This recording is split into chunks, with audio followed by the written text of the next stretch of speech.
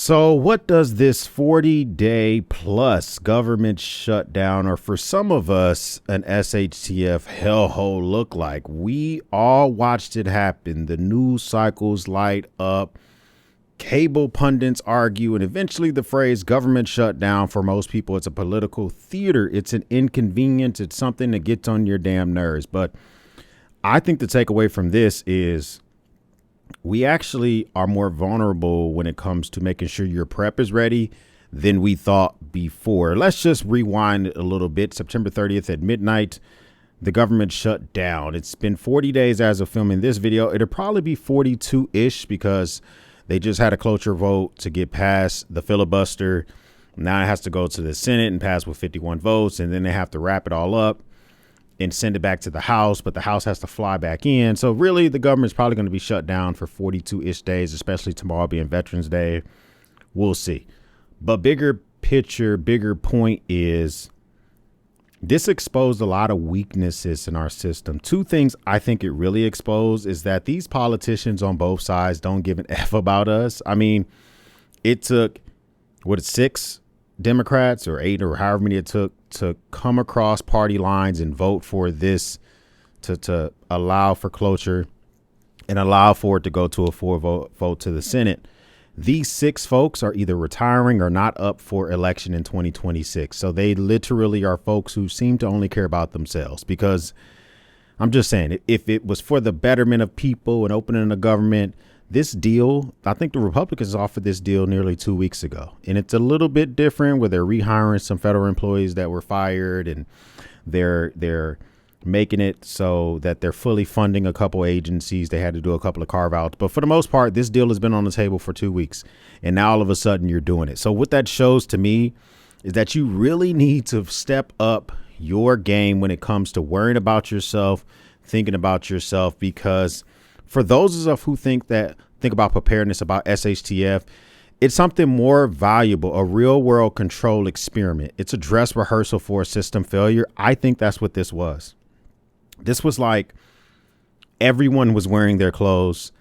The director, he was saying cut every now and again, but this was like a full dress rehearsal. For the most part, he just let the musical roll on. Let's break down a political deadlock that actually exposes our core vulnerabilities and take a lesson and see where we need to think about for your prep in the future. So what did this expose? Over 1 million employees not getting paid, FAA debt, flight delays, long lines of Social Security offices, degradation of some of our facilities, heat assistance programs being not fully funded, SNAP assistance programs not being fully funded, empty national park, furloughed federal workers, air traffic controllers calling in. It was a lot. Okay. Plus we had $15 billion a week. And when it came to our economy, that was probably diminished and lost. So much loss, so many vulnerabilities. And a lot of it means that you need to have a little bit more preparedness for yourself in the future. Your financial stock. If you were financially shook during this because you got some type of government assistance, you work for the government, you have a loved one that works for them, thousands of federal employees were not paid. That means that their money was not being put into the economy. If you were a restaurant or a grocery store who is used to being frequented by these folks or contractors, you didn't get that for a while. And those folks going without a paycheck mean that your revenue and your sales went down. People weren't paying mortgages. People weren't paying rent. People weren't buying food. Well, they were, but not to the amount that they would have normally. A lot of people fell back to using some of their reserves. This immediately creates like a secondary economy of collapse in local communities.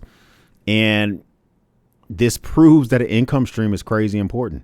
The secondary economy is when furloughed employees or employees who are working without pay choose to not go to work so that they can make some money.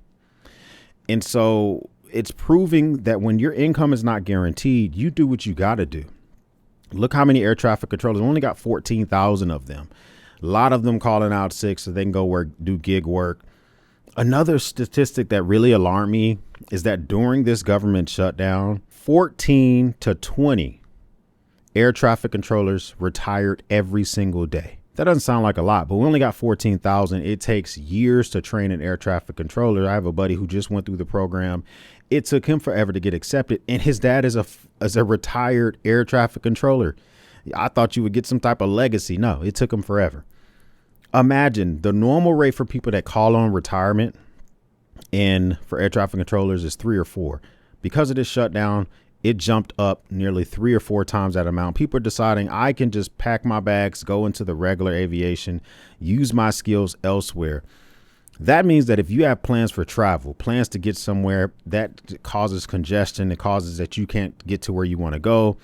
It makes it more stressful for everyone. You need a financial buffer. I think that's the first thing that I would say is that if you don't have a financial buffer, in my opinion, of at least 3 to 6 months saved up, try to work on it. It's hard to do if all you do have is a regular job. I'm saying that as someone that has that, but if you can try your best, whether it's gig work, working extra jobs, whatever, to try to have that nest egg saved up for if things that surround you, if you don't work for the government, things that could affect you, right? Maybe higher than you have a government contract. If you work for the Deloittes of the world, the Chase of the world, the KPMGs, you may not even know that you're funded something way higher up than you called a government contract or government subsidies.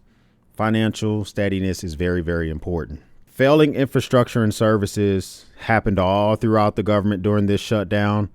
Of course, the big headlines was air traffic controllers, but we had smaller headlines. I mean, Social Security offices, things that you had to go physically to the office for, you couldn't do. They were having shifting times of Social Security offices. They closed some of them. I had some issues with my grandfather trying to access some of them. Unable to do it. So that's a failure of infrastructure. If you wanted to go and enjoy national parks, you couldn't do it. But even the maintenance of those national parks, let's just say it's not a big deal. So what? National parks are closed. OK, but what about the maintenance of those buildings? Locksmiths are laid off. Things aren't being maintained. Things begin to degrade. And now you want to go out and experience those when everything opens back up. We see how everything can quickly fall down, how everything quickly can fall apart, and that can become an issue as well. So yes, there's not a lot you can do in regards to air travel, but maybe always have a contingency plan from getting yourself to A to B. We saw people renting U-Hauls because they couldn't get a rental car just to get somewhere that was critically important, like seeing a loved one before they died of cancer, or they were a teacher somewhere and they had to get back to work. The margin of safety and the margin of loss is very slim, and don't always depend on the government for every single one of your services. Or if you have to, get them done early, get them done often. Don't wait to the last minute because this is super unpredictable. The loss of predictability.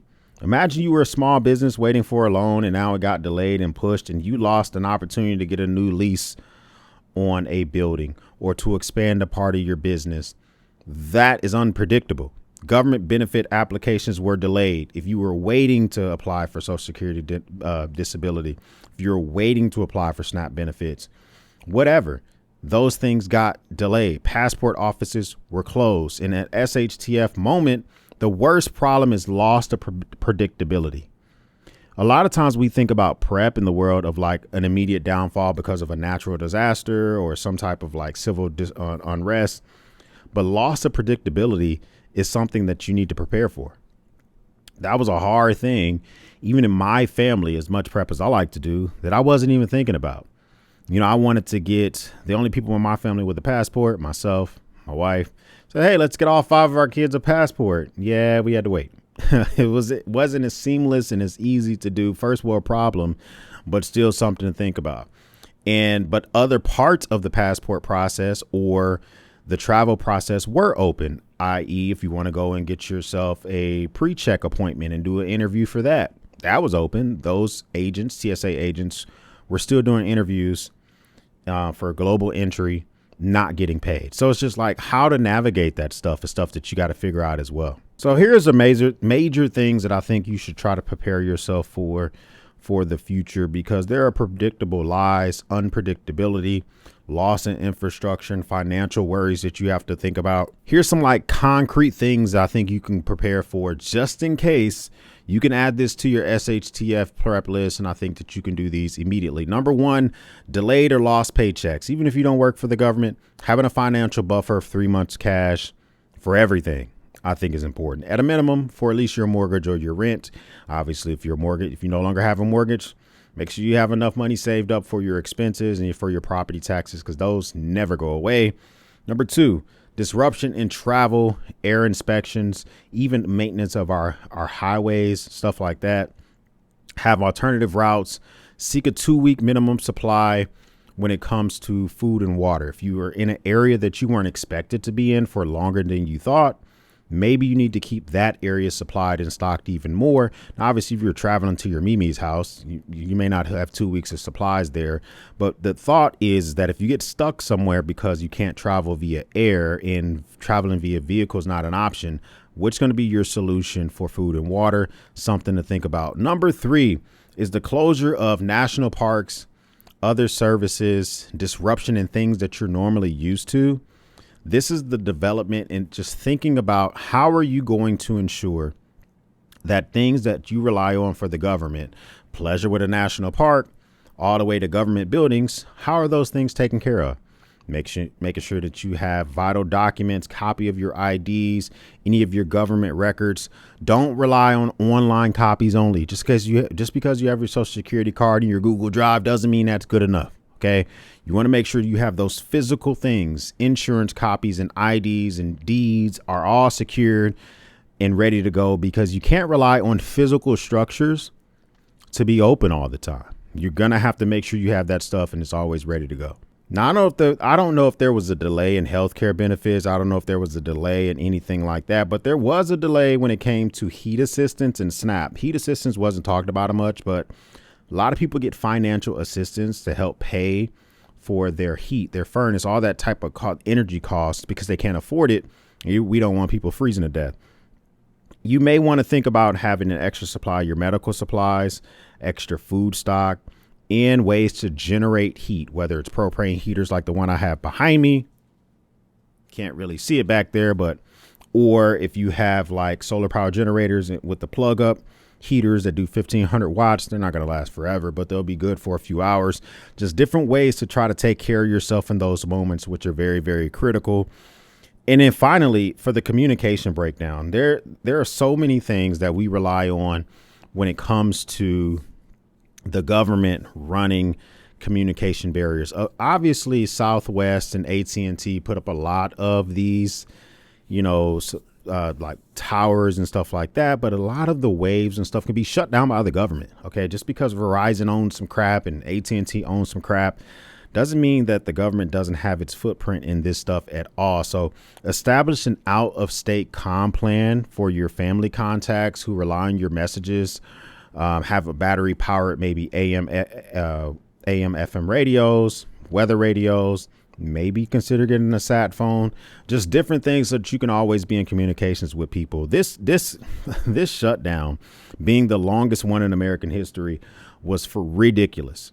I don't think anything was achieved. The Democrats were trying to get extended health care subsidies for those that use the Affordable Care Act. The Republicans just wanted a clean CR. At the end of the day, all the Democrats got was a promise to vote on some shit in December. And, they're going to be able to rehire some people that lost their jobs, which I actually think that's a good thing. And so my personal opinion is, I think that people should be able to afford health care. Maybe this should have been voted on another time because a lot of other people had to hurt in order to get nothing. I don't know. But what this shows me is that these people only care about themselves. So it's time for you to more incredibly care about yourself, because if we don't have a functioning government, I think it's incredibly important to have a functioning government. You may not think that, but I do. A functioning government matters. A lot of people wanted to keep this shit shut down. No, we are not Sudan. We are not Mali. We are not Somalia. And as cool as it may be to be on the seas or be on the west coast of Africa, and just be able to hang out, rock out with our cock out in the Canary Islands, I would prefer to have a functioning government, having things running as they should be. And if you're a part of the prepper community, EDC community, you're oftentimes focusing on natural stuff or civil unrest, government failure. But what if you just don't have a government failure? It's just not functioning properly. Everything I just listed, I hope that you take into account and think about using when it comes to your prep, because rule of law, economic stability, and public health, those are all things that kind of the government does. And when they let any of those lapse, you have to depend on yourself. The shutdown is proof that this is a symptom that people above us have more control than we think. Massive waves of instability, SHTF events could happen, but things could have potentially gotten worse. And I think the only thing that really stopped this from continuing, all these flight delays and the upcoming Thanksgiving holiday, I think that's literally it. If those two things didn't happen, the government will still shut down right now, but it would still definitely be shut down because they don't have an incentive. They were getting paid. They don't have an incentive to do shit.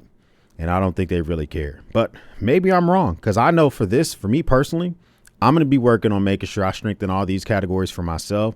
Hopefully you do the same thing. First time stopping by, hit the subscribe button. I would love to have you a part of the battalion. If this is not your first time stopping by, well, thank you once again for watching me run my grape. For everyone else, we'll speak soon.